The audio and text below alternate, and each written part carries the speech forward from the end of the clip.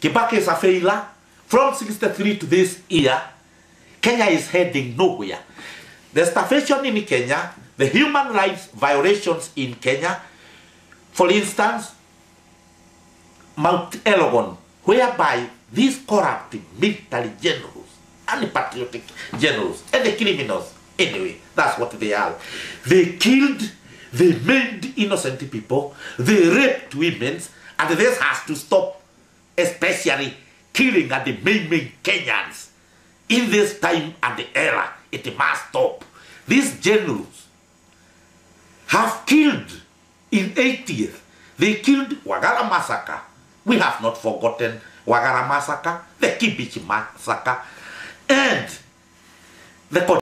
for those who are campaigning now, these Kasuku leaders who are doing campaign, my message to them is the following. Go and reform your ministries first.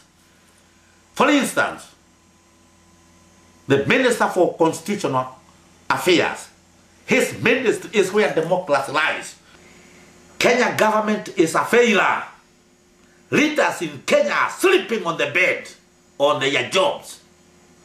How can an ambassador or ambassadors refuse to go home when they are recalled? And these guys, both men and women, are Kibaki's handpicked. They are appointed by the president. Some because they are relatives or belong to their clan, corrupted embassies, because most of them are criminals, economical criminals, because their laws, for instance, in this country, I have lived in Sweden for so long, I cannot say any good thing ambassadors have done, because I have dealt with so many embassies that came in this country in 8 years. So I have seen so many diplomats.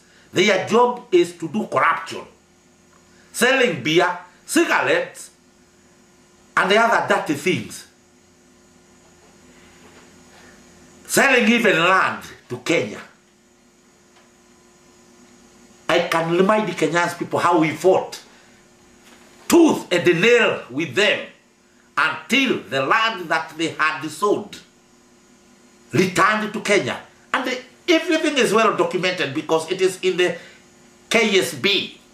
Democracy must come. It takes time. Struggle takes time.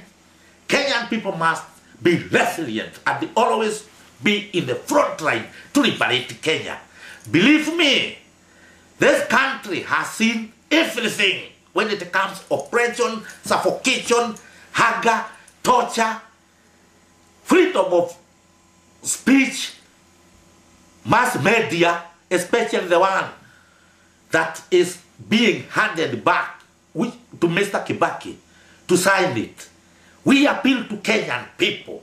If Kibaki signs that bill that opposes Kenyan people, that will return us to the old dark days of dictator Moi.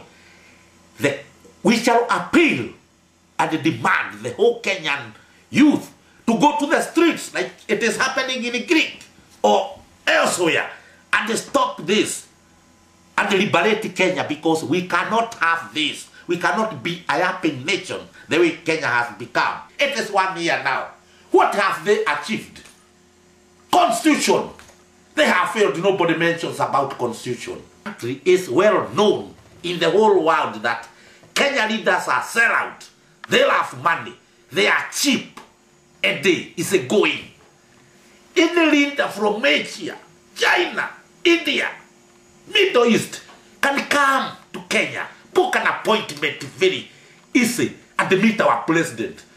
I always fail to understand why our president is always in the front line pictured, prostrating in front of foreigners. Why can't he prove he's the boss of his house? Our leaders are traitors. They are cheap. That's why they lack patriotism. They are so cheap and weak. That weakness is our problem. And that's why, according to history books, says weak nations produce weak leaders. And in fact, Sub-Sahara is a good example. Weak leaders, when they are not thieving, they are murdering their people. When they are not taking their people into detention camps, they are drinking and they thieving. This must also stop. Leaders must listen to people. To be a leader, and I have said this many times, anybody can be a leader. Ngatia can be a leader. And any tribe can be a leader as long as you are democratically elected by people. You cannot impose your leadership on people. Then, only through that we can change Kenya. Because to change Kenya, we must start with our schools, our kids. To change Kenya, we must instill democratic values, and the democracy must be taught from nursery school level, kindergarten, schools, universities, and the colleges. We want to see changes. We are tired of changing leaders, recycling old thugs, criminals, people who lack the love of Kenyan people, people who lack patriotism, people who are ready to sell Kenya. We are tired of such leaders. This time calls for dedicated leaders who are ready even to die and liberate this country. Kenyan people cannot enjoy democracy, especially in the Western powers, but not in Kenya. When will democracy come into this country?